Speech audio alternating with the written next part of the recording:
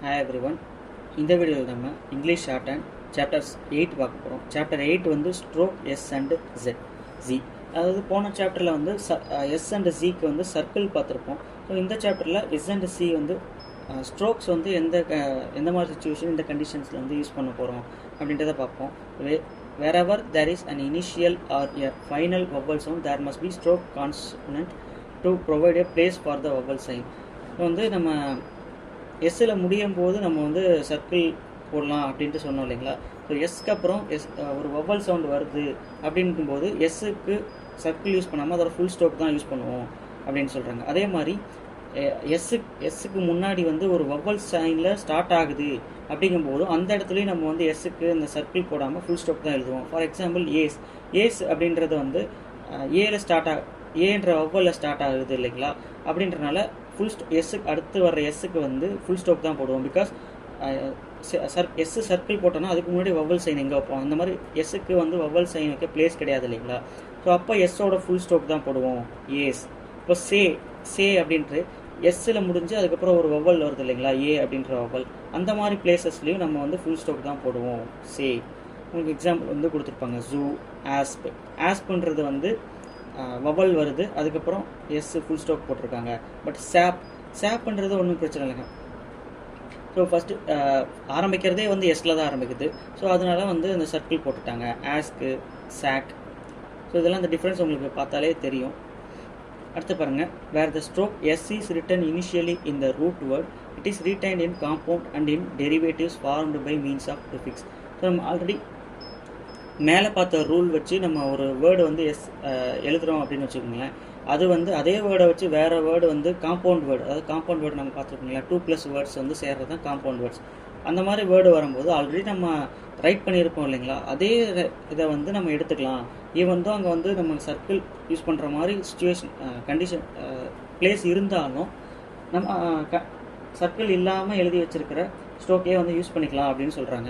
இப்போ அன்அசைல்டுலாம் வந்து அசைல்டு இந்த மாதிரி நம்ம வந்து அசைல்டு வந்து நம்ம இந்த மாதிரி எழுதியிருக்கோம். பிகாஸ் அசைல்டுக்கு நம்ம சின்ன ஸ்ட்ரோக் வந்து ஸ்மால் சர்க்கிள் போட முடியாது, ஏன்னா ஏழ்ற வவ்வல் வந்து ஸ்டார்ட் ஆகுது.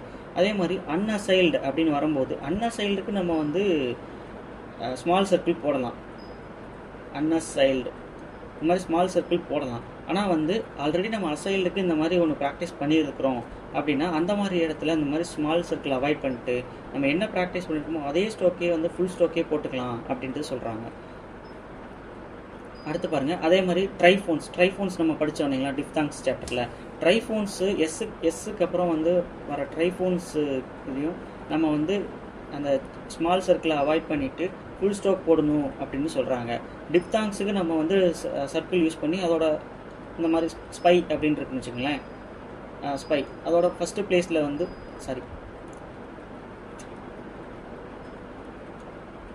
ஸ்பை இந்த மாதிரி வந்து போடுவோம் இல்லைங்களா.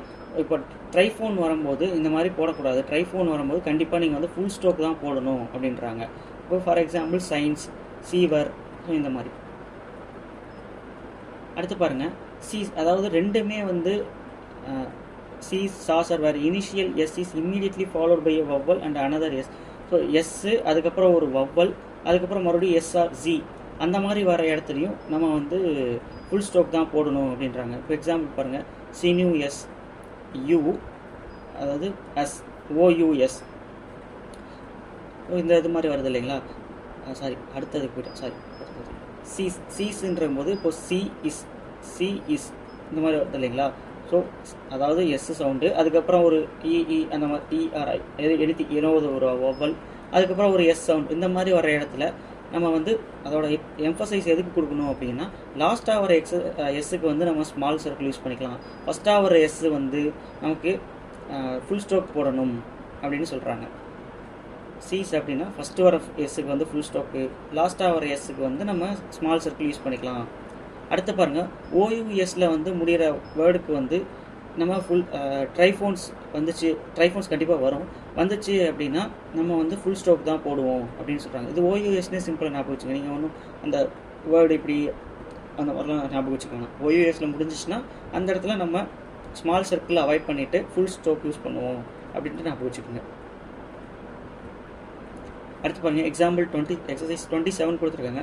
இது ஒன்று ஒரு வாட்டி ரீட் பண்ணி பார்த்துட்டு அதுக்கப்புறம் வந்து ஹோம்ஒர்க் ப்ராக்டிஸ் பண்ணுங்கள். அடுத்து எக்ஸசைஸ் 28 அப்படி தான் வேர்ட்ஸ் கொடுத்துருக்காங்க. இப்போது ஆஸ்பு, அசைடு இந்த மாதிரி நீங்கள் ப்ராக்டிஸ் பண்ணி பார்த்துட்டு அதை ஒரு வாட்டி சும்மா ரஃபாக கரெக்ஷன் பண்ணி பார்த்துட்டு அதுக்கப்புறம் ஒரு வேர்டையும் வந்து ப்ராக்டிஸ் பண்ணுங்கள், ஹோம்ஒர்க் ப்ராக்டிஸ் பண்ணுங்கள். அடுத்து கிராமலாக்ஸ் கொடுத்துருக்காங்க. கிராமலாக்ஸில் பாருங்கள், ஃபஸ்ட்டு பிளேஸில் எம் சைன் போட்டோம் அப்படின்னா அது வந்து மீ, அதுவே செகண்ட் பிளேஸில் போட்டோம் அப்படின்னா ஹிம். அடுத்து எம்எஸ் வந்து போட்டிருக்காங்க, இது வந்து மை செல்ஃப். செகண்ட் பிளேஸில் போட்டது வந்து ஹிம் செல்ஃப். அடுத்து எஸ்பி எப்படி போட்டாங்கன்னா ஸ்பெஷல் ஆர் ஸ்பெசிஃபிக், ஸ்பெஷலி அந்த மாதிரி. அது செகண்ட் பிளேஸில் போட்டால் ஸ்பெஷல், தேர்ட் பிளேஸில் போட்டோன்னா ஸ்பீக். அதுவே வந்து பி சைன் போட்டால் S and P dark P படித்தோம் இல்லைங்களா, அது வந்து செகண்ட் பிளேஸில் போட்டால் சப்ஜெக்ட் ஆர் சப்ஜெக்டட். அடுத்து எஸ்பி சவுண்டு போட்டாங்க, அது செகண்ட் பிளேஸில் போட்டாங்கன்னா செவரல். ஸோ இவ்வளோ தான் கிராமலாக்ஸ். கிராமலாக்ஸுமே வந்து நல்லா ப்ராக்டிஸ் பண்ணிக்கங்க. அடுத்து கிராமலாக்ஸ் யூஸ் பண்ணி உங்களுக்கு சென்டென்ஸ் கொடுத்துருக்காங்க, ஷார்ட் ஹேண்டில் வந்து கொடுத்துருக்காங்க. இதை வந்து நீங்கள் ட்ரான்ஸ்கிரைப் பண்ணி பாருங்கள். அடுத்து வேர்ட்ஸ் கொடுத்துருக்காங்க, வேர்ட்ஸில் பேராகிராஃப் கொடுத்துருக்காங்க. இதில் சும்மா ரஃபாக வந்து ஷார்ட் ஹேண்டில் எழுதி பாருங்கள். For example, for several, special, reasons, I should like you to come. இந்த மாதிரி நீங்கள் சும்மா ரஃபாக எழுதி பாருங்கள். இது எனக்கு தெரிஞ்சதை வச்சு நான் எழுதிட்டேன். உங்களுக்கு தெரிஞ்ச ஸ்ட்ரோக்ஸ் வச்சு நீங்கள் ரஃபாக எழுதி பாருங்கள். அப்போ தான் உங்களுக்கு வந்து நீங்கள் எவ்வளோ தெரியுது எவ்வளோ தெரியல அப்படின்றது உங்களுக்கு தெரியும். அதனால தான் வந்து ஃபஸ்ட்டு எக்ஸசைஸை ஹோம்ஒர்க் பண்ணுறதுக்கு முன்னாடி ஒரு வாட்டி ரஃபாக எழுதி பார்க்க சொல்கிறது. எழுதி பார்த்துட்டு சும்மா ரஃபாக கரெக்ஷன் பண்ணிட்டு அதுக்கப்புறம் ஹோம்ஒர்க் பண்ணுங்கள். ஹோம்ஒர்க் பண்ணி நம்ம டெஸ்ட்லாம் எழுதுங்க. ஸோ இந்த வீடியோ இதோட அவ்வளோதான். சாப்டர் 8 வந்து முடியுது. இந்த இதில் ஸ்ட்ரோக் எஸ் அண்ட் எஸ்ஸுக்கு எந்த இடத்துல நம்ம வந்து சர்க்கிள் யூஸ் பண்ணுவோம், எந்த இடத்துல நம்ம வந்து ஃபுல் ஸ்ட்ரோக் யூஸ் பண்ணுவோம் அப்படின்ட்டு நம்ம பார்த்தோம். ஸோ இதில் உங்களுக்கு ஏதாவது டவுட்ஸ் இருந்துச்சு அப்படின்னா கீழே கமெண்ட் பண்ணுங்கள், கிளாரிஃபை பண்ணுறோம். ஸோ தேங்க்ஸ் ஃபார் வாட்சிங்.